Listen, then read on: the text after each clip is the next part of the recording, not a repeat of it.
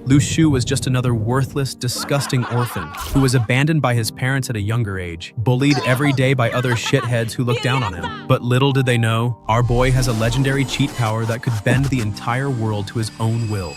The story kicks off with a mother crawling around on her broken legs while running from stalkers. With barely any strength left, she somehow managed to hide inside an orphanage. She sang her newborn baby a lullaby. But when the orphanage owner came to kick her out, she begged the woman to at least watch over her baby while she went to get food. The owner noticed the strange walnut pendant on the boy's neck and agreed to take care of her child for a while. But Lu Shu's mother just vanished, never came back because those stalkers caught her and sent her straight to the afterlife before she could return. Time passed and Lu Shu grew up in that orphanage. But life was just like hell. Every kid there roasted him daily for being ugly, and to be fair, they weren't wrong. But there was one little girl, Katie, who actually cared for him. She defended him, brought him warm water when he was sick, and tried to keep him alive when everyone else treated him like worthless. Even when Deadly Curse knocked on his door, she never left his side. As the years passed, Lu Shu finally decided to escape that orphanage. But like the disgusting, cold-hearted protagonist he was, he left Katie behind, not wanting her to suffer the miserable life he was headed toward. Out in the world, he tanked all his classes, nobody helped him, and his main business plan was selling stinky eggs. Yeah, Naruto wouldn't even give this man talk no jutsu, straight ignore. His life felt pointless, but just when he was ready to quit, Cade returned like the one ray of hope he didn't deserve. At first, he tried dragging her back to the orphanage, but Cade begged to stay. She said he was her only family, and honestly, even his busted old house felt more alive than the orphanage. Even when his stinky eggs wouldn't sell and dinner came straight from alley trash, she never abandoned him. Through freezing winters, poverty, and his illness growing worse, she kept caring for him, selling stinky eggs herself while he rested. They were starving, broke, and freezing, but at least they had each other. But Lu Shu's biggest wish was to one day earn enough money to give Cade a better life. And so, one night he spoiled her with sweets at the festival, like a discount sugar daddy running on pocket change. As they walked toward the main show, the flames nearly roasted Lu Shu's face, but suddenly time froze. The entire universe stopped moving, and his walnut pendant glowed gold. Nobody else noticed a thing, but Lu Shu realized the magician in front of him wasn't doing cheap tricks. This was real magic. After the performance, curiosity got the best of him, and he dragged Cade backstage. That's when they saw some shady men arguing with the magician. One of them casually pulled out a tranquilizer gun, shot him, and Cade screamed like a busted kettle. Their cover was blown. Thinking fast, Lu Shu acted like it was no big deal, saying it's not like they just saw the guy get shot in front of them and were going to the cops. Shockingly, the dumb criminals believed him. Lu Shu tried to leave with Cade, but their leader wasn't fully convinced. While walking away, a random man asked them if they'd like to spread the word of Jesus. Lu Shu, already broke from falling for crypto scams, told him he wasn't interested in another rug pull and kept moving. Life had already scammed him enough. To lighten the mood, Cade reminded him they weren't blood-related. Damn! While he prepared dinner, she said the only thing she wanted to eat was his nuts. What do you mean by that? His walnut, of course. Lu Shu ignored the setup for an anime incest plotline and went out to buy ramen instead. But as he crossed the snowy street, the legendary truck-kun appeared, ready to send him to another world. The truck smashed him flat and his soul left his body, drifting into isekai territory. But since this was a Chinese anime, the gods blessed him with a cheat leveling system. His pendant floated into the air, cracked open, and jump-started his heart with golden energy. Lu Shu came back to life, and the first thought on his mind wasn't family or purpose, it was money. He was determined to never be broke again. When he demanded cash from someone, random numbers popped up above their heads, and terrified, the man ran off. Later, at a store, he tried buying ramen, but the cashier couldn't ignore the blood still pouring from his head. Lu Shu bolted and bumped into a couple on the way home.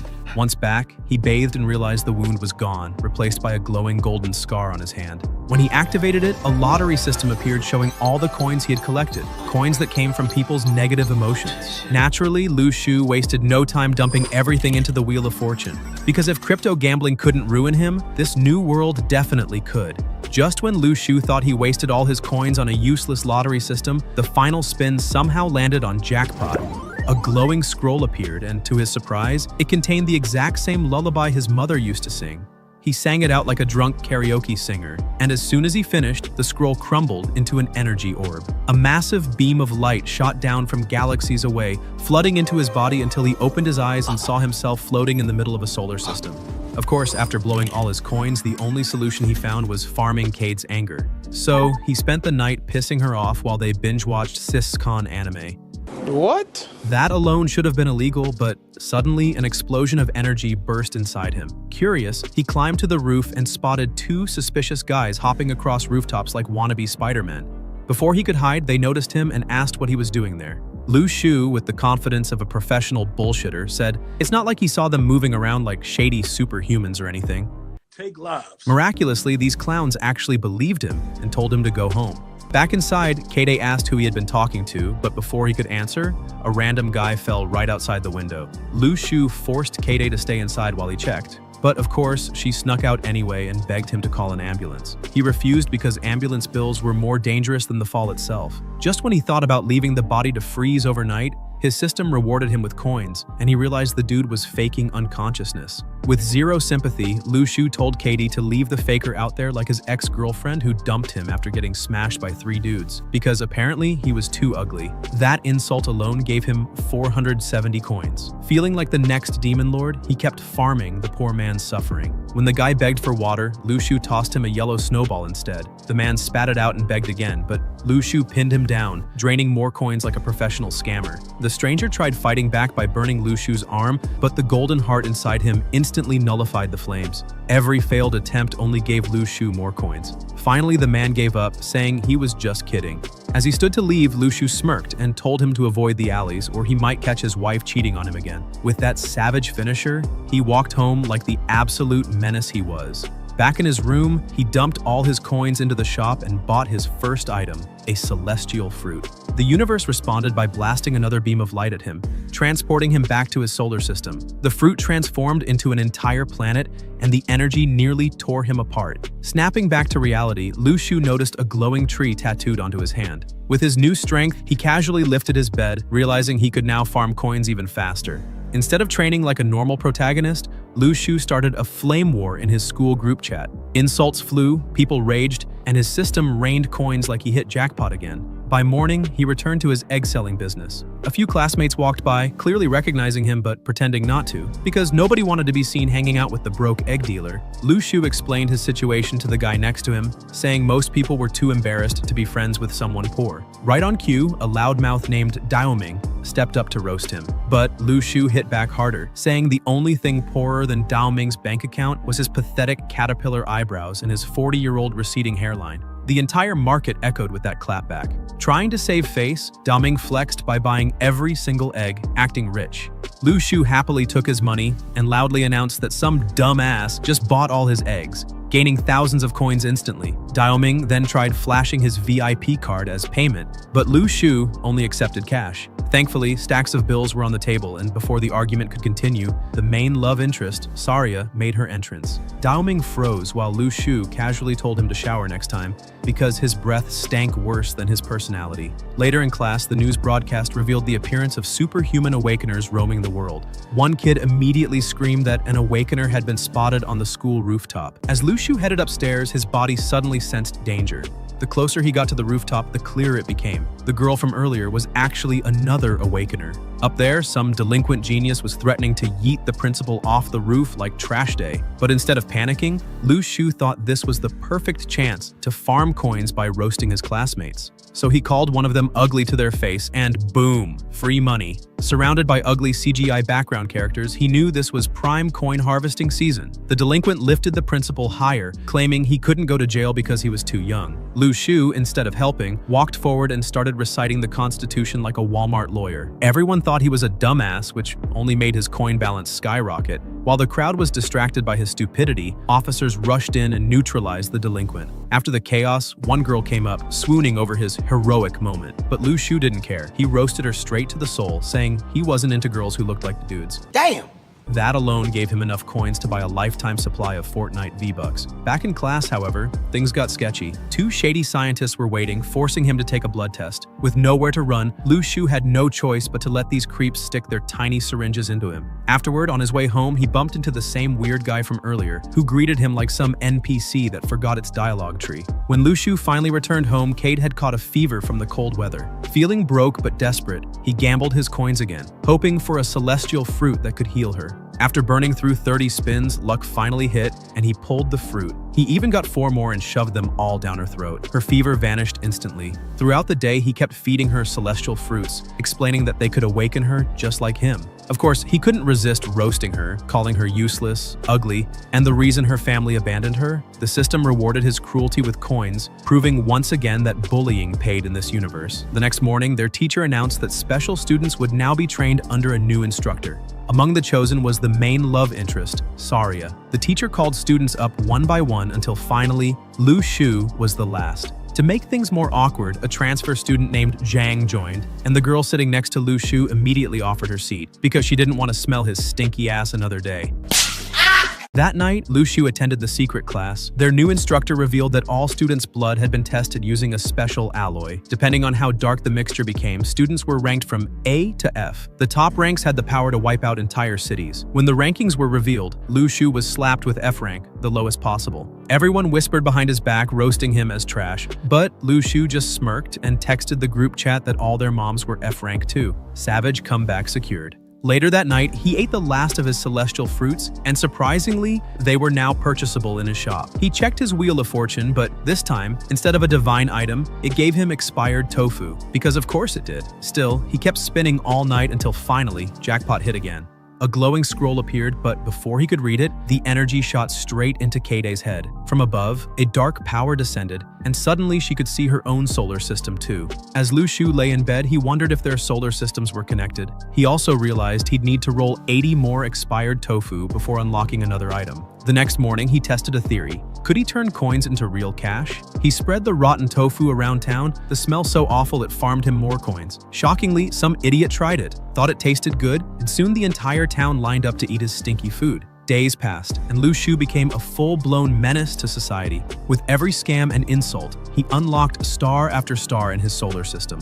Eventually, he summoned the last celestial food, completing the entire system. Then, the same lullaby from his childhood began echoing around him. A massive surge of energy exploded into countless flames, and a mysterious dagger materialized before his eyes. That's when he realized the giant star he'd been powering all along was actually his own soul. Summoning the blade drained every ounce of strength he had, but it made him wonder just how terrifying he would become once he completed all 7 solar systems. The next morning, Keide was actually starting to learn something for once, mainly because Lee's wife bribed her with Pringles. But just as the house started feeling peaceful, Lee felt a creepy aura creeping up behind him. Turns out, some random dude from the Heavenly Network decided to pop in uninvited. Liu immediately panicked, realizing his sister might be in danger, and sprinted home faster than a Wi-Fi disconnecting during ranked matches. When he arrived, he spotted the guy and pretended he just came back for his forgotten lunch. Smooth acting? Not really. As soon as Keide left, the Heavenly Network guy dropped some lore. Apparently, ancient ruins were reappearing, ready to throw their whole nation into chaos.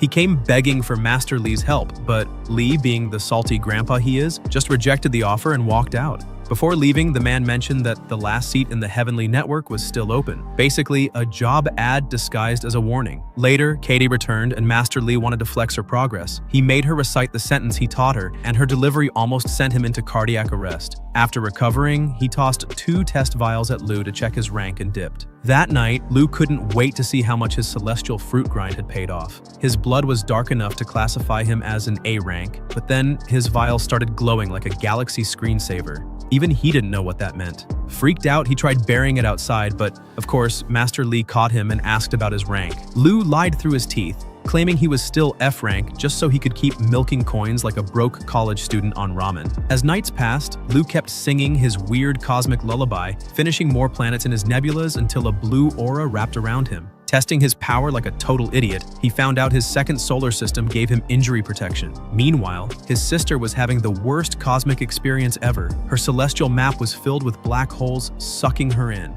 Lu rushed to her room and saw her being dragged into darkness, but she snapped out of it just in time, announcing she broke through her first layer.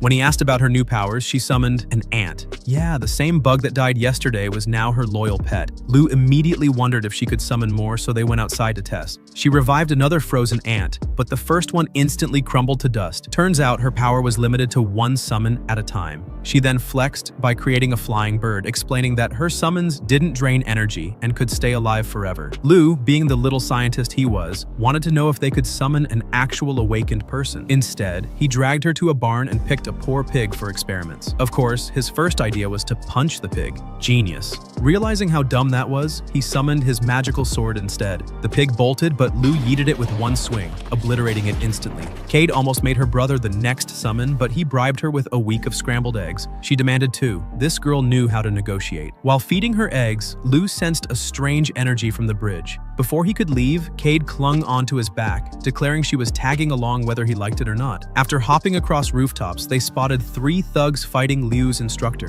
One of the bandits was a D-rank awakener, spamming fireballs like he was farming XP in a mobile game. Zi-Fi casually deflected them with his bare hands until the ropes of the bridge caught fire. Things escalated quickly.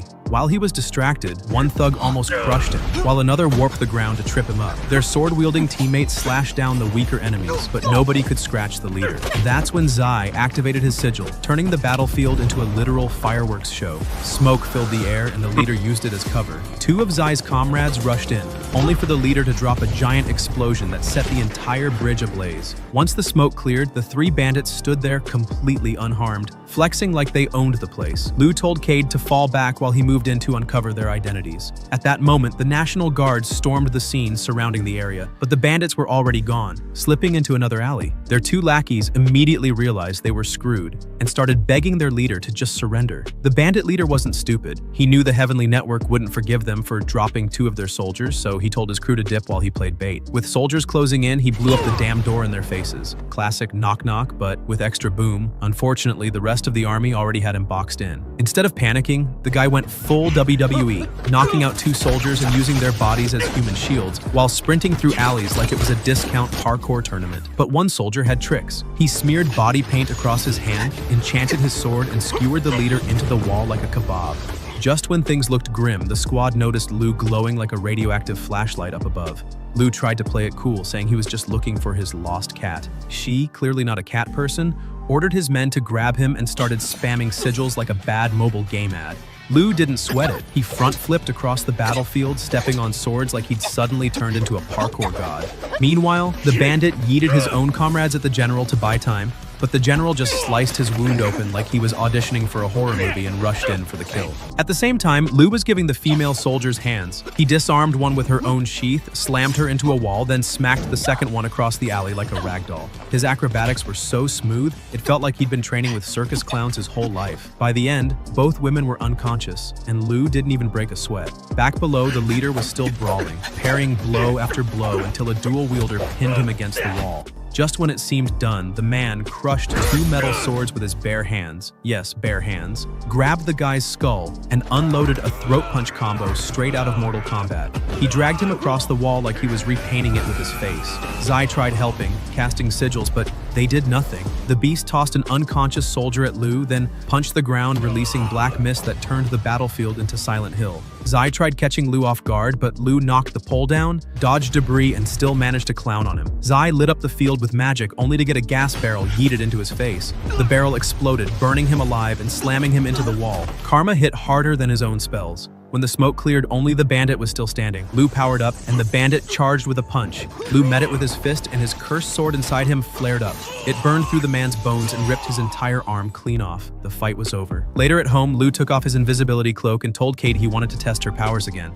They snuck out at night, and their neighbor was probably wondering why these 2 lunatics were creeping around past midnight. Cade said he was taking her to a 5-star restaurant and blowing his life savings for her happiness. Blue jokingly invited Master Lee, but the old man just told them to stay safe. On the way, Cade summoned her bird for aerial scouting. The coast was clear, but when they returned to the fight's location, all the bodies had vanished. Creepy. Cade sensed the souls of the dead lingering. Blue told her to swallow one, and she absorbed the energy, though she couldn't unleash it yet. She figured a single day would let her regain enough strength to summon him. Liu was glad progress was finally showing. He told her to head home, but she reminded him he still owed her that fancy dinner. He admitted it was just an excuse earlier, but she warned him that she'd drain his broke pockets anyway. At the noodle shop, Cade went full savage on his food, inhaling noodles like a vacuum cleaner. Liu told her he wished he could feed her like this every day. He hinted she might be better off back at the orphanage where life was easier, but those words broke her heart. She teared up, saying she didn't care if she had no coat or no food. The only thing that mattered was him, because he was family. She recalled everything they'd been through, and Liu finally admitted his dream. He wanted to buy them a home so they'd never worry about rent or starvation again. Cade clutched his hand, wondering if life would really get better.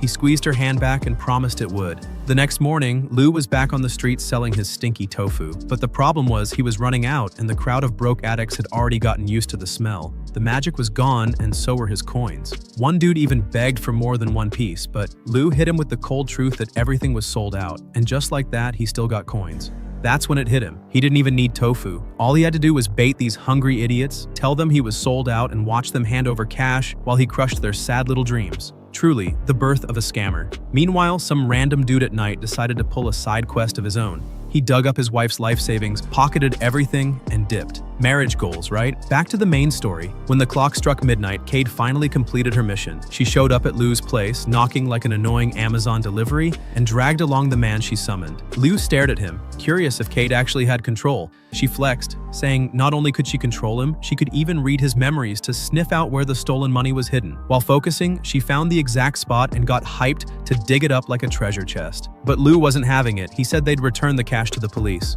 Cade's face dropped instantly. She whined that they didn't have to return it. They could use that money to finally buy a house, so she wouldn't have to go back to the orphanage. Lou then pulled his good big brother act, kneeling down to promise her he'd never abandon her and that they'd get their home the honest way. But he ended it by telling her to drag her ugly face to bed. She stomped off mad, but deep down, she just wanted to keep living with him. She glanced at a flyer showing the house for sale at $240,000 and felt that stab of desperation again. The next morning, the fat bastard who stole his wife's savings strolled into school like nothing happened. But then he flexed his real status. Turns out he was a B-rank awakener. In front of everyone, he introduced himself as the new school director. Lou instantly sensed this guy was sketchy. Later that night, the dude appeared again, now dressed like Harry Potter on discount, and announced his name was Lee. Clearly, the author ran out of creativity when naming characters. Anyway, Lee said since a mysterious C-rank awakener had wiped out a whole army recently, they'd start giving out spirit stones to students every month. C-rank students get 1 stone, B-rank gets 2, and A-rank gets 10. The class leader looked at Lou like he was garbage, but then panicked when he saw Lou smirking while texting. Lou messaged him that he awakened after wrestling with his mom all night. Damn! Pure disrespect. After dismissal, Liu pulled Zhang into an alley and asked if spirit stones could be sold on the black market. Zhang warned him it was illegal, but said rich millionaires would pay big. Each stone could go for $100,000. Liu's eyes lit up. This was his jackpot, but he wanted more, demanding $120,000 per stone instead. Zhang quickly called someone, and the buyer instantly agreed. All he wanted was Liu's bank account. Liu was shocked how easy it was, but handed the stones over to Zhang anyway, trusting him as a close friend. With the deal done, Liu felt free. No more freezing in the cold nights for his sister's sake. He went straight to spoil her, buying snacks, showing her the land deed for their new house, and even gifting her a phone with his number already saved. He told her starting tomorrow, everything would be theirs. The courtyard, the walls, the plates, and even the damn ants crawling around. She hugged him, crying tears of happiness, asking if he'd still need to work every day. He said yes, he'd keep selling to cover food. But the truth was, the menace just enjoyed scamming people out of coins. Later that night, the celestial map appeared again, and the second nebula lit up. His power was rising, and so was the chaos he was dragging everyone into. At the same time, while the dark aura was creeping toward his sister like Rent Day sneaking up on a broke student, Lou was out here clowning on everyone while selling food. He roasted the crowd for being broke as hell and casually stacked up hundreds of points like it was nothing. Then Lee showed up asking for some stinky tofu, but froze when he noticed Lou's face looked familiar. Lou revealed he used to be Lee's student, and Lee, trying to look generous, told him he could get tofu for free every day. But the food seller next to them wasn't having it. He yelled at Lee for taking advantage of poor little orphan Lou, whose own mom hated him so much, she threw him out like expired milk. He added that everyone in school bullied him because he was a disgusting, lonely, ugly loser who reeked of depression. Then the man went full drama mode, explaining how Lou worked every single day just to barely afford food and studied non-stop in his free time. Hearing this sob story, Lee Ugly cried like he just watched his first K-drama and shoved $100 into Lou's hand to apologize. The seller squinted and asked who the hell that cheap bastard even was. Lou casually dropped the bomb that this dude was actually their new principal. Meanwhile, after signing all the paperwork for his new home, Lou got a mysterious phone call ordering him to show up at a newly opened ruin immediately. He messaged his sister, telling her the house was finally theirs, but he'd be gone on a field trip for a few days. At night, some girl from Tinder sent him a spicy picture to bait him in, but Lou cooked her instead, saying she looked so damn busted that it made sense her dad abandoned her. Damn! The next day, hundreds of military vehicles transported everyone to the ruins. Lu, being Lu, roasted them all by saying the air smelled like an anime convention, instantly farming more coins from his insults. When they arrived, the chef served food, but the class leader walked over and smugly said he was glad to see Lu finally eating actual food instead of orphanage dumpster scraps. Lu just sighed, while Saria suddenly appeared behind him, then disappeared the moment he turned around. During lunch, a massive fat ass wandered around looking for a seat, so a soldier politely offered him his chair to calm the beast. But when he left, Lu straight up told the soldier to stand back up and then smacked the fat guy so hard in the neck that he collapsed unconscious like a Jenga tower. Everyone agreed Lu was built different. Jang admitted he was impressed that Lu actually folded the walking buffet, so he offered Lu some food as a reward. Jang also explained that because they were near the ruins, their systems would level up faster. That night, Lu tested how to enter his celestial map without singing his usual lullaby. He realized he could spend the time farming coins instead. Meanwhile, the class leader tried to meditate in peace, but Lu turned into a demon of annoyance, breathing down his neck, reciting his whole life story and laughing right in his face. The points shot up like crazy, and by morning, Lu had earned 47,000 coins just from being an annoying little menace. He briefly wondered how his sister was doing, but realized there was no data service out here.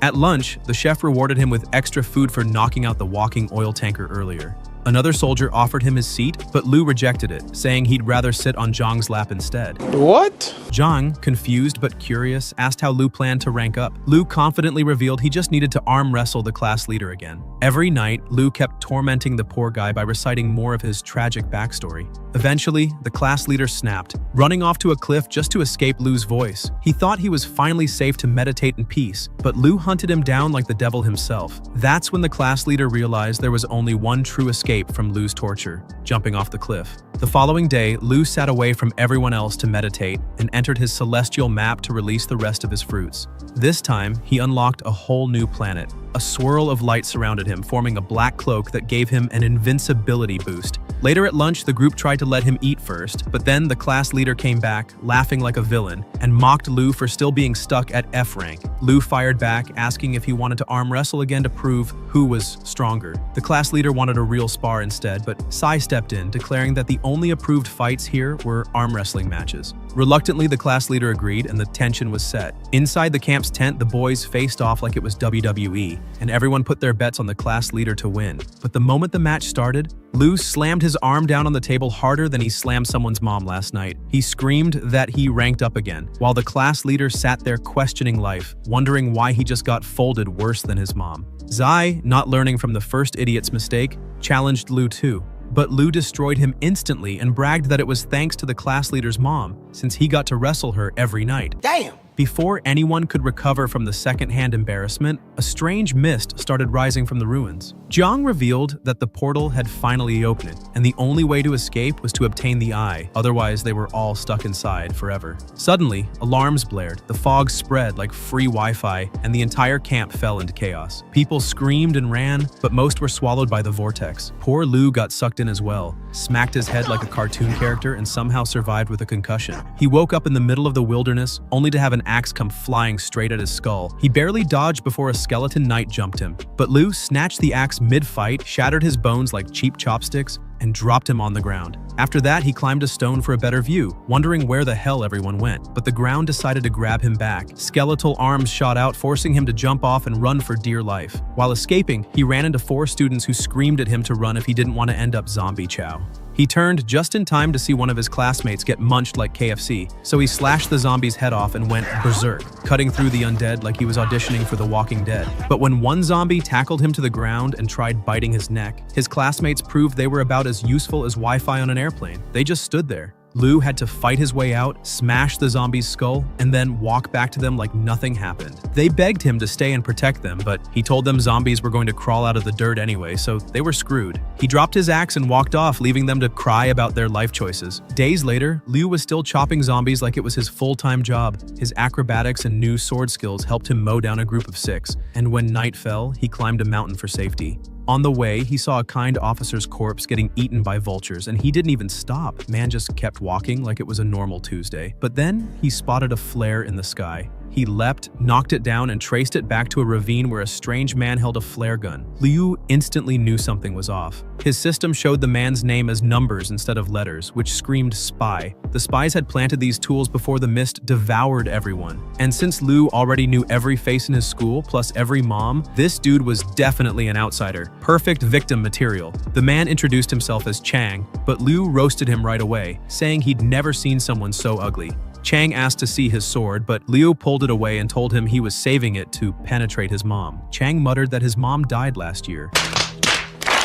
But Liu brushed it off and promised to keep him safe, just to piss him off even more. From that moment, Liu decided Chang was his new toy to farm points from. They kept running, but zombies surrounded them. Chang tried to use the chaos to escape, but Liu wouldn't let him. Chang begged him for the sword to defend them, but Liu clung to it and pretended to be terrified. When zombies closed in, Liu shoved Chang to the ground and bolted. Chang somehow fought them off with a tiny knife, proving he had at least half a brain, and sprinted after him. Just when Liu thought he ditched him, Chang turned the corner, glaring at him like he was ready for murder. Liu faked being out of breath, and Chang slowly put his knife away when Liu suggested they rest somewhere safe. With that, the two ran off toward a giant hill, their dysfunctional partnership just beginning. After climbing up together, Liu was already side-eyeing this random dude like he was free cash walking on two legs. Instead of bonding, he thought this was the perfect time to farm coins out of him.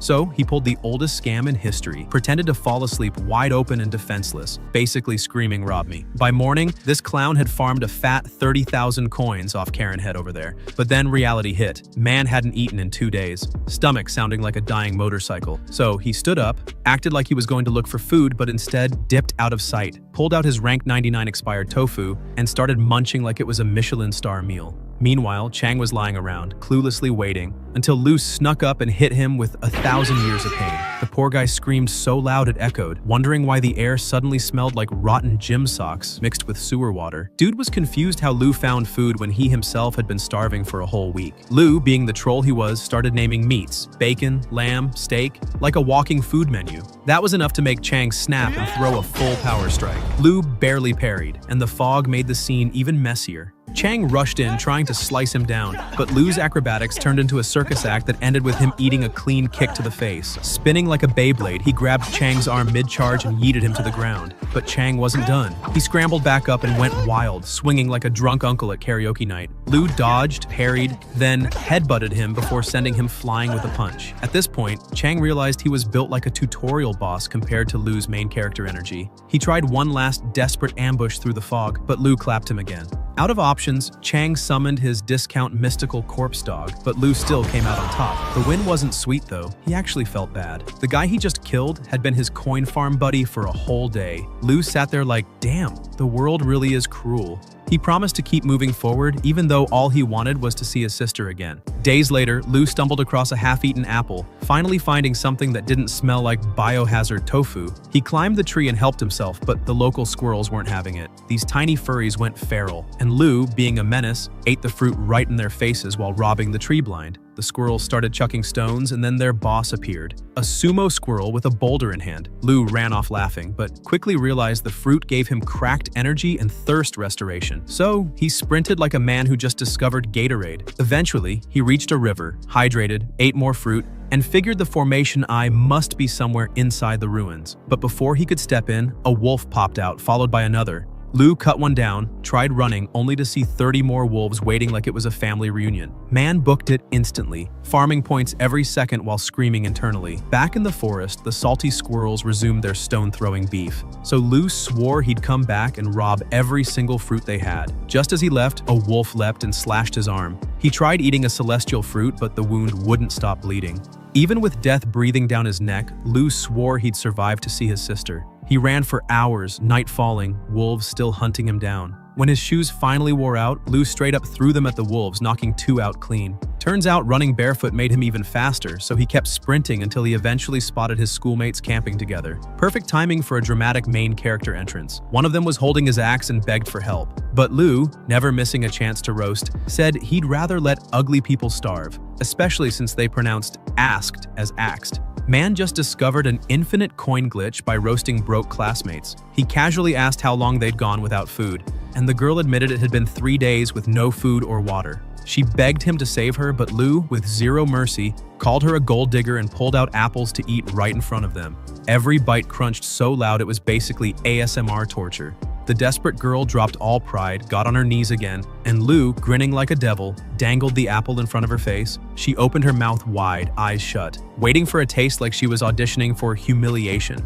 The group of 8 idiots thought they had numbers on their side, so their leader demanded Lou's food. But instead of giving it up, Lou started flexing his inner master chef, listing out Wagyu steaks, maple syrup bacon, and blueberry waffles. The poor guy listening almost fainted from food envy. Honestly, surviving that long against Lou's food torture was the real miracle. Lou, annoyed but amused, stood up and casually grabbed his axe, scaring all of them like children caught stealing snacks. He asked if the man wanted the axe back, but when the guy said yes, Lou told him tough luck. Then, just to rub salt in the wound, he ran off with their sword while leaving 2 apples behind like some broke Santa Claus. Flashback to earlier. Lou was trolling a girl during the test. When she passed him a note for answers, he didn't write anything useful. Instead, he tossed a paper at the class leader with the words that he slept with his mom last night. Damn! No mercy, pure disrespect. Time passed in the ruins, and another week went by. Lou wondered if his sister was still okay, but right after those words slipped, the sound of a horse echoed. A skeleton knight rolled up and instantly swung at his head. Lou barely kept his balance, fighting to keep his footing. Things got worse when 2 more horses came thundering down. Acting fast, he stole the spear and knocked the skeleton off, then climbed up a mountain to escape the horde. The skeletons fired arrows like angry pigeons, but Lou dodged all of them until they gave up and walked away. Of course, they took his spear, leaving him with nothing but petty frustration. One skeleton even pulled out a tiny sword like it was flexing a butter knife. Not far away, Heavenly Network soldiers were watching. They planned to kill the skeleton leader to cause chaos. A sniper spotted one holding just a sword and assumed that was the leader. He took the shot, killed it clean, and then realized he hit the wrong skeleton. Now the knights were pissed and rained arrows on them, forcing the soldiers to retreat. During all this chaos, Lou crept along a cliff like a ninja. The moment he had the chance, he leapt down, stole a knight's spear, and climbed back up, dodging a rain of arrows without even breaking a sweat. This man was basically speed-running a war. Later, hiding in a tree, Lou realized that once they left the ruins, all weapons would be confiscated. So he decided to trade his loot with students instead of wasting it. But right when he thought he had the upper hand, the knights baited him into a trap and surrounded him. They thought they had him, but Lou wasn't about to fold. He charged his spear with mystical energy and launched it into the air. Then, like some god of chaos, he grabbed weapons mid-battle, cut down knights left and right, and even hurled his axe at another one. His dodges were sharp, his laughs disrespectful, and every move screamed, "I'm built different." One skeleton tried to arrow him, but Lou flipped, threw a spear straight through it, and grabbed another weapon like it was nothing. He dismantled the entire squad, slashed the swordsman, knocked another knight off his horse, and smashed the last one into the ground. Victory was his, along with every weapon they had. Meanwhile, Cade was still pissed at him for leaving her hanging. She was throwing darts at her brother's face on a picture, cursing him as a bastard. Ignoring his warning not to open a box, she opened it anyway, only to find another box, and another, until finally discovering a bag of chips. The note said to wait for him so they could eat it together. She smiled, but her heart sank when she realized he hadn't replied to any of her texts. Back with Lou, he climbed another mountain for an ambush. While waiting, he sat down to meditate and munched on another celestial fruit. This transported him into his solar system, where he unlocked another planet and felt its raw power. The Heavenly Network soldiers set up an ambush on 9 skeleton knights. Just as they were about to strike, a spear shot down from the heavens and killed their leader instantly. Then more spears rained down, one even pinning a skeleton against the wall. Leo finally stepped out like the star of the show, forcing the Heavenly Network to help him. But even with backup, Liu dominated.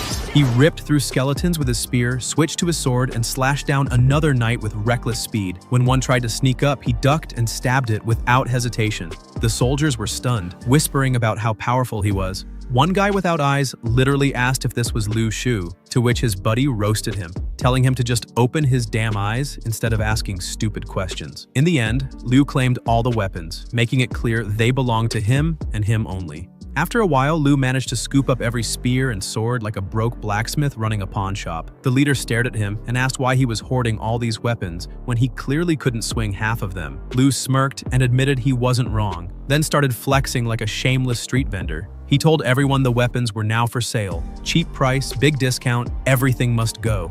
Turns out, all his years of hustling expired eggs had been training for this exact moment. In his words, defense was worth more than gold right now. A guy immediately asked if he could buy a sword, but Liu quickly realized nobody here carried cash like normal people. So he eyed the guy's jade necklace and asked its price. When the guy said 13 grand, Liu tried trading for it, but the man rejected him instantly.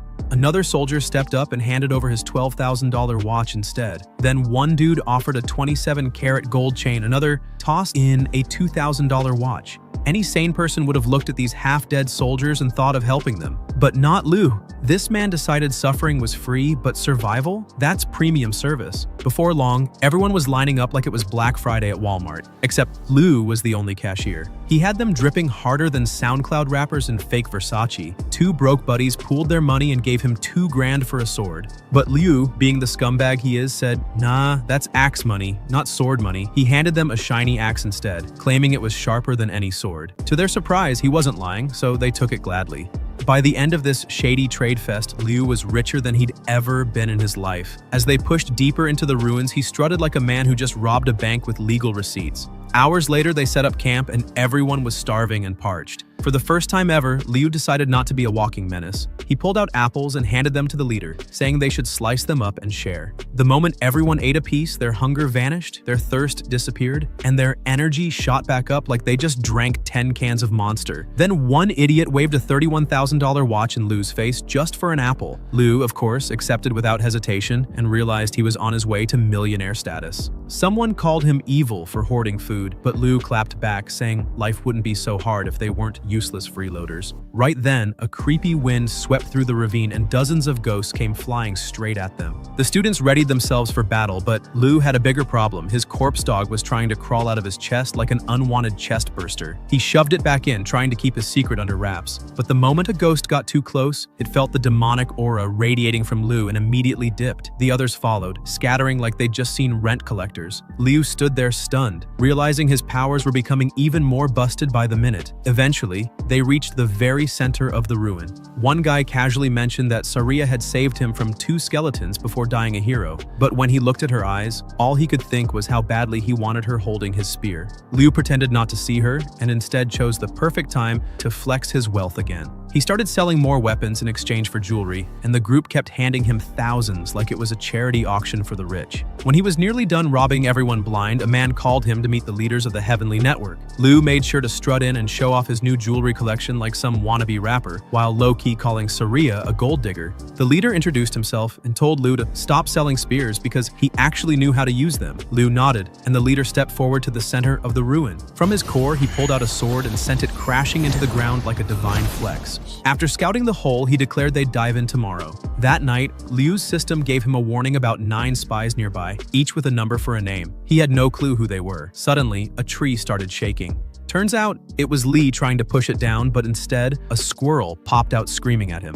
The furry little guy saw Liu's ugly face and went feral, ready to attack. After they picked the fruits, the squirrel was about to collapse from stress, so Liu tossed it an apple. The squirrel instantly became his most loyal fan. Soon after, Zhang caught up with Liu. Meanwhile, a few greedy bastards tried scheming to steal his weapons. Their leader offered 50 grand for a spear once they got out, but Liu wasn't falling for that scam. Later, when one of the spies accidentally exposed himself by giving him coins, Liu knew and told the guy to piss off. That night, while everyone else slept, Liu laid there proud that his own sister's anger was still making him rich, but deep down he realized she genuinely hated his guts now. In the middle of the night, all the spies suddenly woke up and bolted straight for the center of the ruins, diving headfirst into the abyss. When the last idiot tried jumping down, something stopped him midair. Liu smirked and told the guy he wouldn't snitch if they split the loot. 99% for Liu and a pity 1% for him. The spy knew he was cooked, so he agreed. But as soon as Liu left, this clown thought he could pull a fast one and jumped anyway. Too bad Liu grabbed him again, grinning like the devil himself. Meanwhile, the other spies noticed one of their buddies missing, but instead of panicking, they just shrugged and kept going. One spy tried being slick by throwing a sigil at Liu, but by the time it landed, Liu was already gone? The bandit tried pulling out his sword, but all he managed to do was scream his lungs out, alerting everyone that a spy was trying to steal the formation eye. His big mouth earned him a front row seat to pain because a mystical tiger appeared and Lee himself slammed the guy's face into the ruins like he was taking out the trash. Now that they knew spies were among them, Lee decided there'd be no rest. He ordered everyone to head straight into the ruins before anything else could get stolen. Liu suggested they keep the man alive for questioning, but Lee just ignored him like he was background noise and kept walking. The students lined up, but the director couldn't stop side-eyeing Liu, thinking he looked dumb as hell draped in all those jewels like a broke rapper. Lee then realized he could hustle this fool, so he offered him a deal. Hundreds of ruins were about to open up to him, but since Liu was just a student, he couldn't enter without Lee's permission. The price? Just one gold chain. Liu thought about it for a second, but ended up roasting Lee by calling him ugly before walking away. Once everyone was ready, a woman walked to the center and activated a spell that made glowing stairs spiral down the hole. As they descended, a horde of ghosts rushed out, forcing Liu to hide his corpse dog before things got ugly. At the bottom, Lee noticed everyone's bodies were stiff, which meant their spirits had been pulled away by the circling ghosts. Hours later, they finally reached the ruins' core, but the entrance slammed shut behind them. Crystals lit up and more ghosts swarmed from above. Lee flexed, summoned his power, and blew a chunk of them away with one punch. But with over 80 still flying around, the soldiers had to gang up and fight. One ghost tried to attack Liu but froze like it had just seen rent prices. Even the ghosts knew not to mess with him. Liu quickly turned it into a farming session, cutting them down and absorbing their spirits into his sword for free coins. Then, tragedy hit. One spy's ghost murdered Lee's lifelong friend, triggering him to rage out and unleash his tiger powers, obliterating everything in sight. While Liu was busy wondering where the rest of the ghosts went, his corpse dog blasted another one away, dropping a jackpot of coins. Liu played it off like it was pure skill, but everyone else saw it was just dumb luck. He even tried proving himself by swinging randomly, but the only time his hit connected was when Lee's attack accidentally landed too. After that, nobody believed Liu anymore. Man was the definition of lucky trash. Suddenly, the gates burst open and an army of zombies spilled out. Lee immediately went for their leader and the two started clashing like gods. With one heavy strike, Lee shook the entire ground and even killed the leader's horse mid-fight. The soldiers joined in, hacking away at the horde, but Liu? He was out here farming kills like he was grinding for achievements, spearing zombies and landing a triple collateral. Just when one zombie nearly blew his head off, Saria swooped in like a badass, dodging every strike and slicing enemies down. Liu admired her for a second, but then his focus snapped back when a zombie turned tail and ran. Turns out, the coward wasn't scared of Liu at all. It was running from his corpse dog, which terrified the whole army. While the soldiers fought for their lives, Liu had other priorities. He ditched the battlefield to sneak around the massive castle, looking for loot to resell like a true hustler. His corpse dog lit up with a strange aura as they moved deeper inside. Then, in one hallway, a ghost tried to ambush him, but Liu casually bent down, thrust his blade straight through it, and erased it instantly. He stood there wondering just how many spies were still hiding in the shadows. At the same time, Lee was struggling for his life, facing a skeleton that tried tossing the ground at him. He parried the attack and lunged forward, but the skeleton dodged every strike. Undeterred, Lee kept pressing, using martial arts tricks to stay on the offensive. He eventually grabbed the skeleton's spear and hung on for dear life. The skeleton, calling him an annoying fly, started tossing him around like a rag doll. Meanwhile, Liu finally reached the central door in the castle and opened it. Inside, he heard movement and immediately spotted a knight. Before he could breathe, 12 more lit their eyes and advanced. His corpse dog leapt into action, blocking the guards and forcing them to retreat. Liu saw the perfect opportunity to make some more cash, so he started snatching their weapons while glaring at their poor faces. The royal guards, frustrated and flustered, eventually surrendered their weapons, and Liu continued racking up coins like a literal vending machine. Back in the chaos, Lee tried grabbing the spear to escape the formation, but the knight had a death grip on it too. Their heads clashed, mystical energy crackling between them.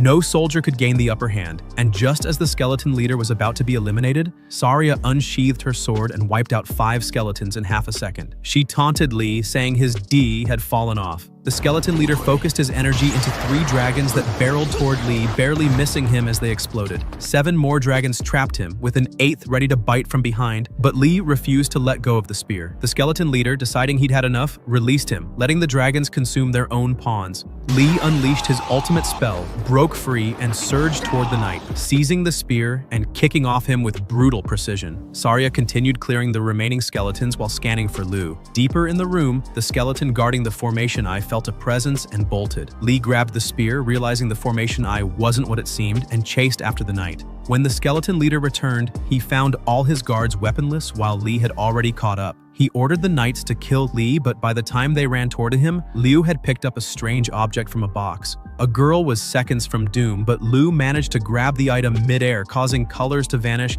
and Thanos-style erasing the enemies from existence. He even heard the words, "Mr. Stark, I don't feel so good." But finally, everyone was safe from the cursed ruin. The world around them began collapsing, the ground cracking, humans swallowed up by gravity, and all energy being drained into lost items. Spears formed a protective circle around Li, while a squirrel clung to him before vanishing. This chaotic reappearance montage dragged on, with Zhang frantically searching for Liu and Saria doing the same. Li, meanwhile, sneaked out of camp as soldiers handed over their items. Zhang screamed he couldn't find Li, but the director praised the boy's sacrifice for saving everyone. Some students were secretly glad Li died after scamming them, but the class leader looked genuinely upset and offered to search for his body. Suddenly, Liu appeared, blinking in front of him, telling the class leaders he could find him in his mom's bedroom. Yeah. He handed all remaining weapons to the teacher and smashed a table for good measure. As Liu walked home, his sister's negative emotions spiked, and he spotted a bag of chips waiting for him in a tree. He reached out for a hug, but she jumped down and kicked him square in the face. She checked him over, relieved he wasn't hurt, and hugged him tightly, crying. Liu apologized for making her wait, but she ran home ahead of him. On the way back through the streets, Liu proudly showed off his riches and expensive watches. His sister didn't care about money, she only cared about him. He promised to take her to a nice restaurant tomorrow, and they made a pinky promise. Li, relieved that Liu and his sister were safe, told him to rest up before training again. Liu thanked everyone for looking after his sister while he was gone, finally feeling like he could catch a breath after the chaos. Once they were alone, Liu asked Katie to summon her energy body. As she did, he conjured 2 magical pearls from his own body. Katie asked what they were, and Liu explained they were the concentrated essence of the ghosts he had absorbed. 1 dark pearl, 1 light, with the light one coming from humans, who had originally been ghosts. Curious about the effect, Liu shoved the light pearl into his mouth and swallowed it. Instantly, Cade's energy body surged with strength, but she groaned, wondering when Liu would stop bullying her summons. Liu grinned and said he had one last gift, producing 2 apples. Cade ate them, savoring their taste, when the notorious squirrel popped out again, screaming at her for eating his food. Cade, smitten, scooped him up, declaring him the cutest thing she'd ever seen. Liu, already shaking his head, watched as she started playing with the squirrel's face. She named it Fatso at first, but Liu vetoed the anticlimax and she reluctantly renamed it Liu, feeding it a potato chip. The squirrel devoured it like it was manna from heaven. Cade then devised a manipulative genius plan. She set the squirrel in front of a whole bag of chips, promising it more treats if it obeyed her. Liu couldn't believe how effective she was. With that chaos settled, Liu focused on the ruin. He projected his consciousness over the city, floating above it, but felt an overwhelming aura emanating from himself. Something felt off,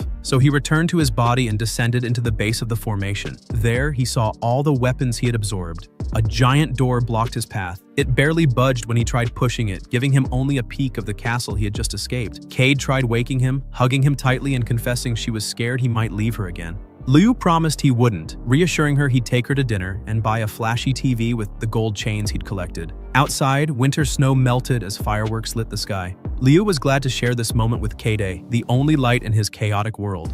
Later, Lu Shu was staring at Liu Qiaoyue's application paper, and man, he looked like he was carrying the weight of the entire multiverse on his shoulders. The guy clearly cared about her, but wouldn't admit it out loud. To shake off his gloomy mood, he did what any logical, emotionally unstable protagonist would do. Opened his display screen to play the lottery. And what did he get? Stinky tofu. Every single damn time. His luck was so bad it could make a black cat cross itself. He kept rolling that lottery like an addict who thought just one more try would fix his life. Instead, he got more useless food. Rice bowls, tofu, random junk. This man could have opened a restaurant with all that nonsense. Eventually, he rage-quit life, sprawled on his bed, and hit the lottery button using his foot like some depressed martial god. And boom, finally, a miracle. He wins something that looks like a pearl, glowing like it just came straight from Poseidon's jewelry box. Without thinking twice, he pops it into his mouth. The next second, time freezes. A white star drops from the heavens and dives straight into his body like, "Congratulations, loser, your luck just flipped." Lu Shu suddenly finds himself floating in some heavenly mist realm, surrounded by clouds so comfy it felt like a divine spa day. Sadly, it ends faster than his motivation to study. Disappointed but fired up, he decides to try again later. The next morning, he walks outside and meets the old man. his former trainer who looks like he's been meditating since dinosaurs were around. They greet each other, and Lu Shu actually shows some respect for once, saying that without the old man's training, he'd be dead in that ruin. The old man nods, probably thinking, damn right. Curious, Lu Shu asks about the organization's purpose. The old man proudly explains that the Heavenly Network fights for humanity's safety and world peace. Lu Shu can't help but scoff, earning himself some negative points from the cosmic scoreboard. He tries to play it cool, saying he wasn't mocking. He just thinks peace is subjective. For him, peace is simply living quietly with Liu Xiaoyu. The old man rolls his eyes, probably thinking, this kid's philosophy came from a fortune cookie. To prove his point, the old man takes Lu Shu's sword, walks off dramatically, and says that if everyone acted like Lu Shu, the world would just be a chaos buffet, people using power however they want. That's why the organization exists, to keep those power-hungry psychos in check. Then, without warning, the old man flexes his skills. He raises his sword, releases spiritual energy into the sky, and boom, it rains. Actual rain. Lu Shu stares like a caveman seeing Wi-Fi for the first time. The old man calls it the 7 Seas Snow Mountain technique, connected to the sea fruit Lu Shu just ate. When Lu Shu asks how long until he can do that, the old man laughs and tells him to chill. It's way too early for him. But Lu Shu, being Lu Shu, decides to try anyway. He pictures a rain cloud and focuses on his sword. Slowly, a small whirlwind appears, and when a leaf falls nearby, he swings. Clean slice. Even the old man looks impressed, though he hides it behind his usual poker face. Later, Lu Shu goes back home and finds Liu Xiaoyu waking up. He tells her the great news. She's finally going to school. She reacts like he told her she's getting deported. She yells that it's not good news and refuses to go. Lu Shu argues that she's been living with him since she escaped the orphanage, and she can't just laze around all day. He even uses her weakness, food, to bribe her into agreeing. The man's parenting strategy is manipulation 101. The next day, Lu Shu walks her to her new school. She complains that her backpack looks childish, probably expecting a Gucci bag or something.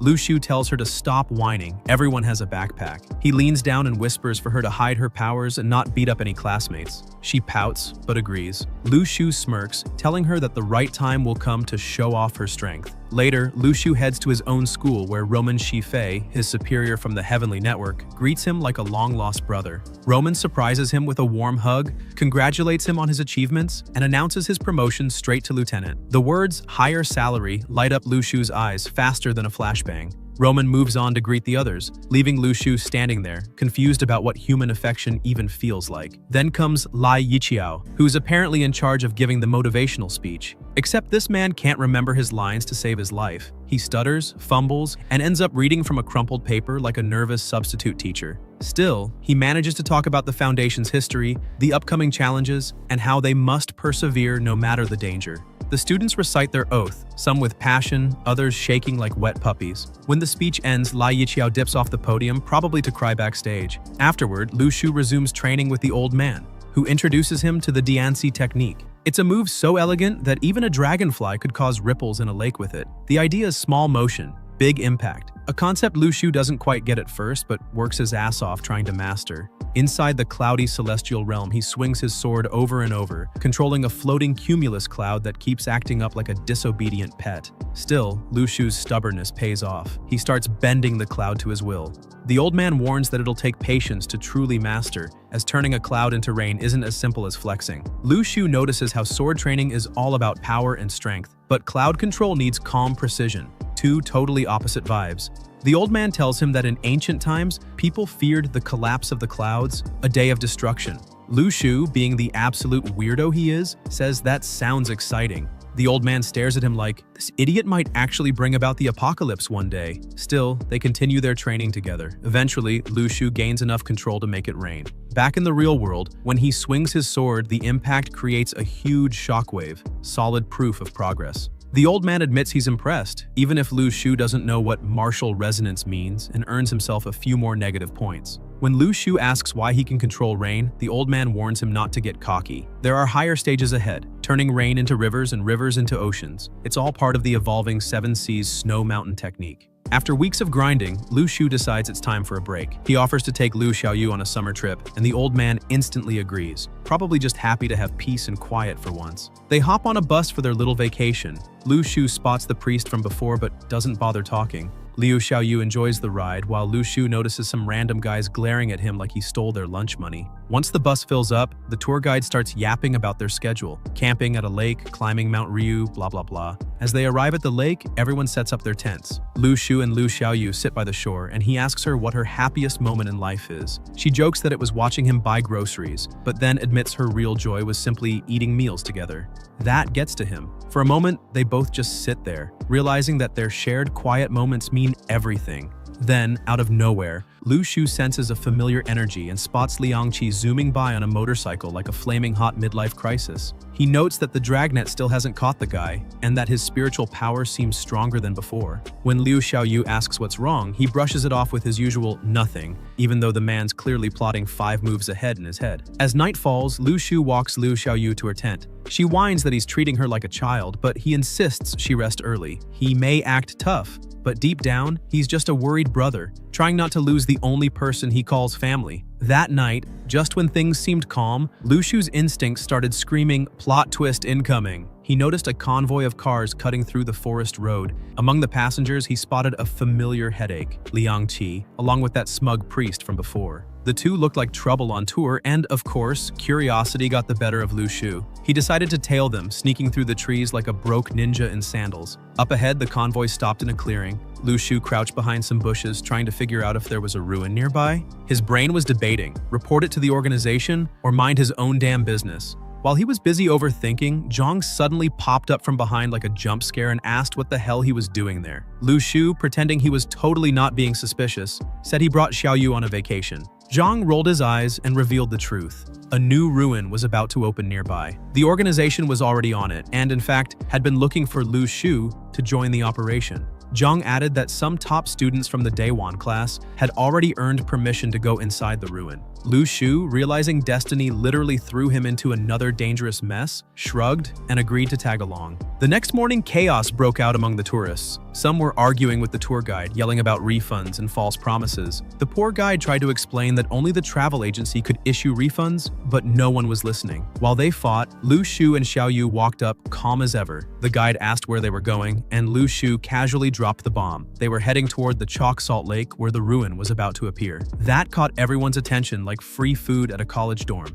Ignoring their shocked faces, Lu Shu, Xiaoyu, and Zhang headed toward the barricade. A security guard stopped them, saying Xiaoyu didn't have the proper paperwork. Zhang, the walking definition of "I know a guy," flashed some official document that made the guard back off immediately after checking with his superior. Soon, the trio crossed through and arrived at a large base camp by the lake. The area was buzzing with preparation. Tents, equipment, and armed practitioners everywhere. Xiaoyu looked around, wide-eyed, clearly impressed. The next day, another group arrived, practitioners from a rival organization, clearly up to no good. Their leader stood before them with an evil grin, explaining their mission: infiltrate the ruin, eliminate anyone in their way, and destroy the Formation Eye. Basically, ruin tourism with murder included. Before entering, Lu Shu turned to Xiaoyu with his serious big brother face. He told her that if they got separated, she should head straight for the ruin's center. Xiaoyu nodded with excitement, thrilled to finally fight beside him. Then they both stepped into the fog. Once inside, Lu Shu found himself standing in a dense, eerie forest. The air was thick with spiritual energy, and other practitioners around him immediately began whining, typical rookies. Remembering Zhang's advice, Lu Shu closed his eyes and searched for the direction where the energy was densest, the center. He found it and led the group deeper into the woods. As night fell, the group stopped in a clearing. Lu Shu suggested camping since the place looked sketchy. Bones scattered around, creepy trees that probably whispered curses at night. But of course, everyone ignored him because listening to Lu Shu never ends well for their pride. They pressed on without him, and Lu Shu stayed behind, shaking his head and muttering something about natural selection. Still, he couldn't stop worrying about Xiaoyu. Back in the forest, Lu Shu was perched on a branch like some overpowered monkey, watching another group setting up camp below. He heard their leader warning everyone about animals nearby, but when they turned around, surprise, it was just Lu Shu. When asked where he came from, he smirked and said he flew in from the east. The joke earned him a collective eye roll and a pile of negative points on his screen, which he didn't even care about. Then, as he scrolled through his system panel, he noticed something strange. One of the group members' names appeared in numbers, not words. That could only mean one thing: a spy. Instantly, Lu Shu's detective brain switched on. He decided to join their group for now and find out who the snake was. While they traveled, a leopard suddenly jumped out from the shadows, aiming to take a bite out of one of the practitioners. Without thinking, Lu Shu rushed forward, slicing the air and scaring the beast away. But instead of thanking him, the group leader and two officials questioned why he didn't just kill it. Lu Shu replied that he didn't want to kill an innocent creature, which earned him even more negative points and side eyes. The man literally couldn't win.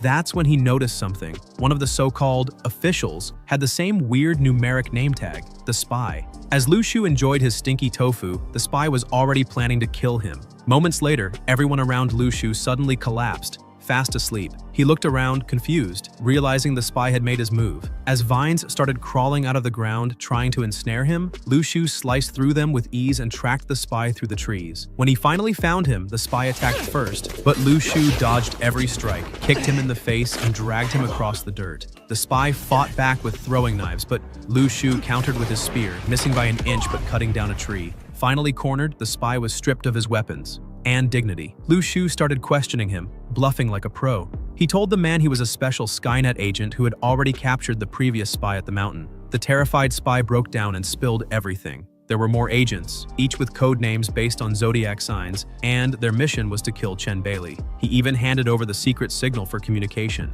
Lu Shu smirked, realizing Chen Bailey must have scared these guys more than death itself. The spy begged for mercy and Lu Shu agreed to spare him. But before he could drag more info out of the man, the vines suddenly came alive again and yanked the spy into a tree. Lu Shu tried to save him, but it was too late. The guy was gone, absorbed like fertilizer. When everyone woke up later, they realized Teacher Lai Lai was missing. The leader immediately suspected something, but no one knew Lai Lai was the real spy. After hours of searching the dark forest, they had to call it off. No trace, no body, nothing. Lu Shu, on the other hand, was in a good mood. The spy encounter gave him enough points to unlock his 7th star on the celestial map. He sat on a branch, focusing, channeling his energy, and the star just sat there, absorbing his power like a lazy parasite. It didn't awaken, leaving him frustrated and swearing under his breath. As he opened his eyes, still annoyed, he noticed chaos brewing nearby, a tornado tearing through the forest. Without hesitation, Lu Shu bolted toward it, following the compass. The winds were strong enough to shred trees, but he covered himself in spiritual energy and charged straight into the storm like a madman.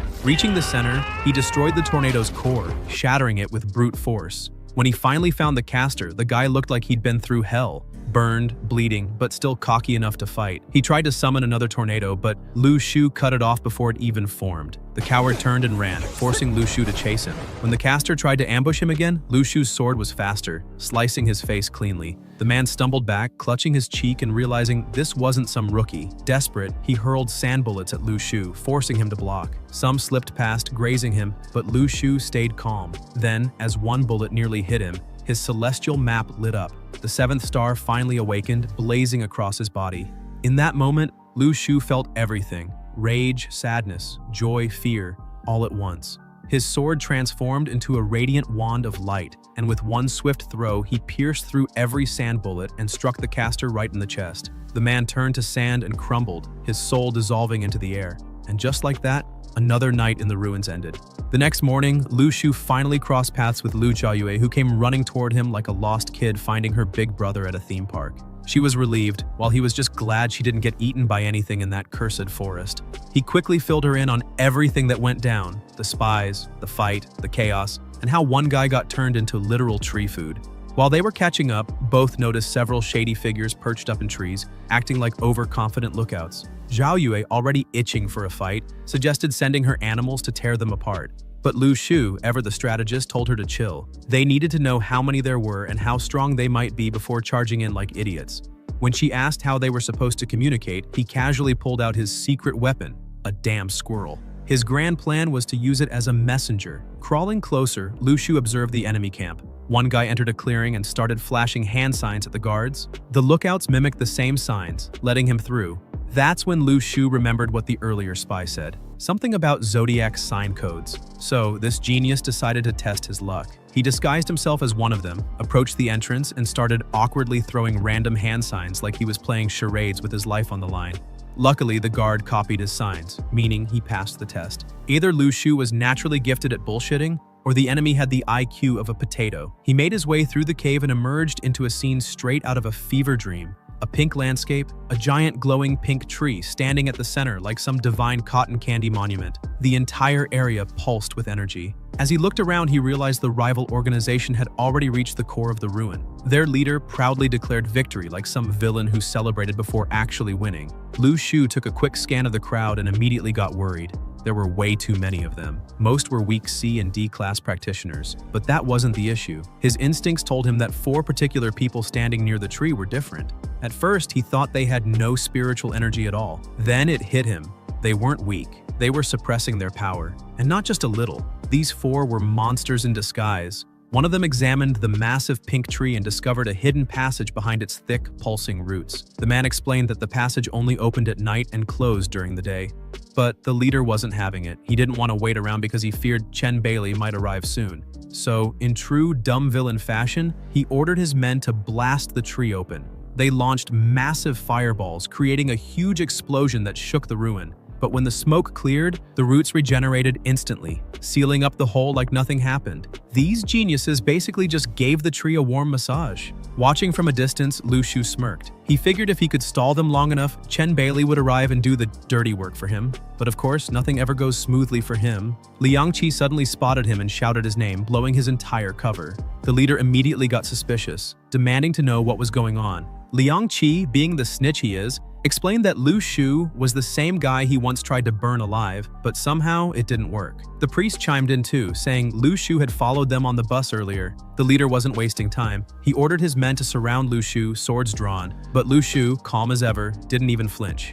Instead, he confidently flashed their own coded hand sign and claimed his alias was Lily. He said he had urgent intelligence to report. His performance was so convincing that even the leader bought it after one of his men confirmed that having pseudonyms was standard practice. Then, Lu Shu dropped the biggest lie of his life. He told them Chen Bailey was dead. The group went silent. The leader's eyes widened as Lu Shu produced a handful of white sand, calling it deep sea white sand. He spun a full story. How he witnessed Chen Bailey's death firsthand, how a mysterious man drilled the sand into Bailey's body, and how the man fled after being wounded. To top it off, Lu Shu claimed he threw Bailey's body into a pool to keep the organization from finding it. The leader laughed like a maniac and immediately announced Chen Bailey's death to everyone, making the spies cheer in celebration. Impressed, the leader welcomed Lu Shu as one of their own, promising him rewards when they returned to their organization. Meanwhile, Liang Qi and the priest were looking at each other like, what in the hell just happened? They concluded Lu Shu must have been a spy all along, and he played them like fools. Lu Shu didn't even blink, simply nodding and saying he had to stay undercover, especially back when Liang Qi was being hunted. The leader agreed and told Liang Qi not to feel betrayed. Now he had to prove himself to the organization. Liang Qi, desperate to be useful, agreed to follow orders. The leader then commanded him to burn open the tree again. Liang Qi started blasting the roots non-stop, but the damn thing refused to burn. The priest walked up, pleading with him to stop, saying he didn't have to follow these lunatics. Liang Qi, clearly brainwashed, replied that he owed the organization everything and could never betray them. Before the drama could escalate, a messenger rushed in. The students from Day 1 class had entered the center of the ruin. The leader panicked and told Liang Qi to stop burning. Meanwhile, Lu Shu couldn't help but grin, realizing his allies had finally made it. Soon after, the leader confronted Liang Qi and the incoming students at the entrance. Both sides flashed their IDs like rival cops trying to prove who's legit. Liang Qi, now acting as a dragnet lieutenant, played it cool, saying they saw flames and came to investigate. The leader lied right back, claiming they were just inspecting intruders from last night. They agreed to investigate together, but the moment Liang Qi walked away, the leaders ordered his men to kill the students. Lu Shu immediately sent his furry friend, the real MVP squirrel, to deliver a warning. Just as the spies were about to strike, the squirrel reached Liang and used its little paws to draw the signal. Liang instantly understood, yelling a warning to Chao right before she was ambushed. She dodged and counterattacked, and the rest of the students jumped into battle. As the fight broke out, the leader cursed, demanding to know how their ambush got exposed.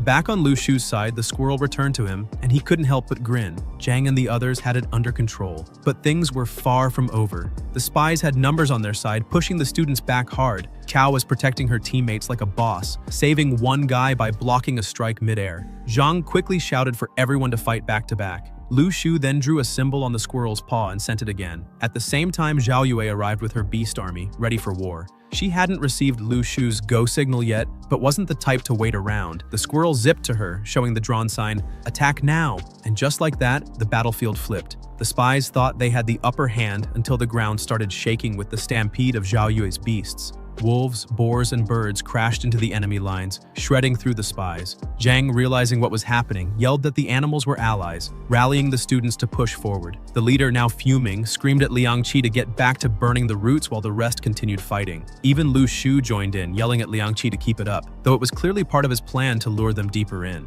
Zhang broke through enemy lines, heading straight for the leader, but Liang Qi intercepted him with a blazing phoenix attack. Zhang dodged it, but the phoenix circled back, burning him from behind. Before he could recover, another spy hurled ninja stars at him, but Chao jumped in, blocking them all. The spies surrounded the two, preparing to finish them. That's when Lu Shu decided to have some fun.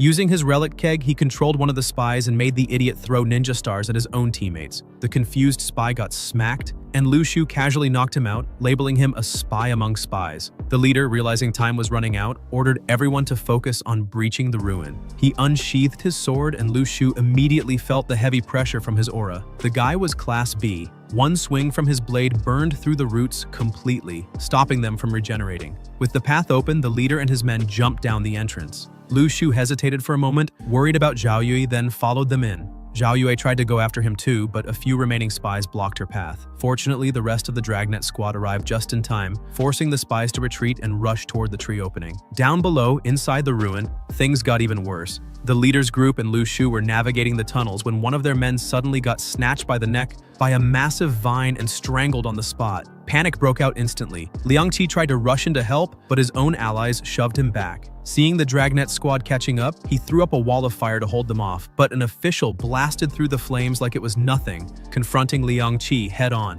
Liang Qi prepared another spell, but got hit in the face by blue dust from a supposed ally, weakening him instantly. He screamed, "Traitor!" But the official didn't care, kicking him unconscious. Within seconds, the spies were captured, tied up like Christmas presents. Zhang left them in the official's custody and continued deeper into the tree tunnel with Chao and Zhao Yue, who was trying to shove her giant boar into the narrow path. Somehow, it worked. Deeper inside, they found a horrifying sight. Bodies tangled in vines, some half swallowed. Before they could react, vine creatures crawled out from the walls and attacked. Zhang barely dodged one before Chao skewered it. More kept coming, but the group fought hard, slicing through them. Just when they thought it was over, the ground started shaking and a massive flower monster erupted from below, its vines snatching people left and right. Zhang and Cao fought back fiercely, cutting vines and freeing the others, but the flower was relentless. One unlucky spy was about to be eaten alive, until Zhao Yu came charging in on her boar like a beast riding knight.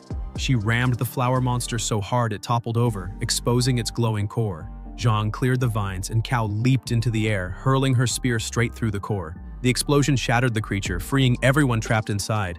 When someone asked if the destroyed flower was the formation Eye, Zhang shook his head. If it were, the ruin itself would have reacted. Zhao Yue didn't care. She immediately asked which direction her brother went. Meanwhile, in another part of the ruin, the remaining spies weren't so lucky. The vines were tearing through them mercilessly. Lu Shu, trapped with the enemy group, watched as the vine creatures specifically targeted anyone with high spiritual energy, devouring them whole. The leader barked orders, telling everyone to stay close and activate their shields. Together, they formed a barrier that temporarily pushed the monsters back. Lu Shu was forced to walk inside the circle with them, but his patience was running thin. Surrounded by idiots, he decided to spice things up. Quietly, he pulled out a piece of his infamous stinky tofu and accidentally unleashed it inside the barrier. The smell hit everyone like poison gas, and instantly, they started gagging and cursing. Negative points rained down like confetti, but the spies were prepared. They whipped out gas masks. Actual gas masks. The leader, instead of realizing what happened, blamed it on some weird plant odor. Lu Shu almost burst out laughing. He may have been stuck among morons, but at least he was entertained. Chaos erupted once again inside the ruin as those ugly vine creatures came crawling back like uninvited guests who didn't get the hint the first time. This time, they weren't even scared of the spiritual energy shield surrounding the group. The leader, holding his nose from the unbearable stench, blamed the smell for attracting the creatures and demanded to know which genius caused it. Immediately, everyone started panicking and blaming each other, like kids caught cheating on an exam. While the group argued, Lu Shu, master of mischief, decided to make things worse. He discreetly smashed his stinky tofu onto one unlucky guy's clothes, letting the putrid smell radiate like chemical warfare. The barrier soon weakened, and before anyone could react, it shattered completely. The leader screamed for everyone to run for their lives. The creatures lunged at them, vines whipping through the air. Amid the chaos, Lu Shu kept his trolling streak going, hurling stinky tofu everywhere like a man possessed. One of the spies caught him red-handed and yelled that Lu Shu was a traitor. Without missing a beat, Lu Shu slapped another piece of tofu right on the guy's face, gagging him instantly, then bolted out of there. As the monsters chased him, Lu Shu drew his sword and sliced through them like they were wet noodles. But the unlucky spy wasn't done. He broke free from the chaos and came at Lu Shu again. Lu Shu didn't even bother turning around. He summoned Corpse Dog, his ghostly blade, which instantly cut the man's sword clean in half, sending him crashing to the ground. But this idiot still wasn't done. He picked up the broken blade and charged again. Corpse Dog struck once more from behind, tearing through him in one swift move. Following his compass, Lu Shu sprinted toward the ruin's center. There, he spotted the leader and two surviving spies already inside. The leader lit up a flare, revealing a massive flower connected to glowing vine roots all around the room. Lu Shu quickly realized what was happening. The vines were absorbing energy from every tree in the forest and channeling it straight into that monstrous flower, forming the heart of the ruin. One of the spies nervously suggested cutting the flower down before it fully awakened. But the leader, overconfident as ever, waved him off, saying that with Chen Bailey dead and the students likely getting eaten alive outside, they had plenty of time. Lu Shu almost laughed out loud from his hiding spot. If only they knew. Creeping closer, Lu Shu prepared to strike, but the leader suddenly turned around, his instincts sharp. In a flash, he swung his sword and Lu Shu barely dodged it. The leader and his men surrounded him, demanding to know who he was. Lu Shu stood tall and coolly pulled out his Dragnet badge, flashing it for half a second before snapping it shut again. He claimed to be a lieutenant from Dragnet's counterintelligence division. The men exchanged confused looks. None of them had even heard of such a department. Their disbelief earned Lu Shu a wave of negative emotion points, but he didn't care. He explained that counterintelligence was responsible for identifying enemy spies and that it fell under his jurisdiction. The leader's expression twitched. Clearly, the name counterintelligence triggered something in him. But instead of backing off, he gave Lu Shu one final chance to drop his weapon. When Lu Shu didn't comply, the leader charged. Lu Shu smirked and unleashed his hidden trump card, the mysterious seal. It burst out a blinding light that filled the chamber, forcing everyone to cover their eyes. By the time the light faded, Lu Shu was gone. He had dashed in the opposite direction, but the leader and his men quickly pursued him. They caught up, and the battle exploded into chaos. Lu Shu leapt high, unleashing sword strikes from above. The leader blocked them effortlessly while his men tried to corner Lu Shu. He retaliated by summoning several spiritual spears, hurling them at the trio. Seeing brute force wasn't enough, Lu Shu drew another sword from his inventory and faced the leader directly. The man laughed, mocking him for thinking he stood a chance. But Lu Shu wasn't the type to back down. He focused his energy, breathing deeply as his sword began to hum. A faint cloud formed above him. A single droplet of rain fell onto his blade, and when he swung, that droplet transformed into a shimmering water sword that sliced through the air. The leader barely managed to block it, the impact sending sparks flying, slicing open the leader's throat with a clean strike. Blood splattered the ground, and the leader stumbled. The two remaining spies froze, realizing they had gravely underestimated the guy they'd been mocking moments ago. Just as the spies were about to overwhelm him, the ground started to rumble violently. Looking up, Lu Shu saw Lu Jiayue and the other students rushing into the ruin. Relief washed over him. Finally, some backup. But the celebration didn't last. Thick vines surged from the walls, sealing the entrance shut and trapping everyone inside. The massive flower pulsed, glowing brighter and stronger. The formation's eye had awakened. The leader, clutching his wound, grinned wickedly. He ordered his remaining men to offer their lives to him. Without hesitation, they obeyed. Their blood flowed into him like a sacrifice, and his body began to twist and glow. The power of two lives merged into him, transforming him into a monster barely recognizable as human. Now facing both the enraged leader and the awakened flower monster, Lu Shu was in deep trouble. He swung his sword desperately, slicing through vines, but they kept regenerating faster than he could cut. The leader punched him hard in the ribs, sending him flying into the wall. He got up, only to be grabbed by the vines again and flung around like a rag doll. No matter how hard he tried, the combined onslaught of the leader and the monster was too much. Exhausted and bleeding, Lu Shu tried to escape, staggering toward the blocked entrance. But before he could make it, the leader slammed his fist into Lu Shu's stomach, knocking the air out of him. Vines wrapped around his legs and arms, dragging him toward the flower's open maw. For a split second, Lu Shu thought this was it, the end of his story. Meanwhile, outside, Lu Jiayue and Zhang were hacking at the vines like maniacs, desperately trying to reach him. Jiayue screamed his name, tears in her eyes, terrified that her brother figure was already dead. Lu Shu survived hell again, Jiayue cried again. And Ni Ting is still the untouchable boss who saves the day like it's a casual Tuesday. And that's the end of today's episode. If you're still here after all that madness, you're built different, a true legend. So let's mess with the fake fans again. Drop "he ate the tofu" in the comments, so only the real ones will get it. Don't forget to hit that like button, subscribe, and brace yourselves, because the next recap is going to hit harder than Lu Shu's stinky tofu bomb.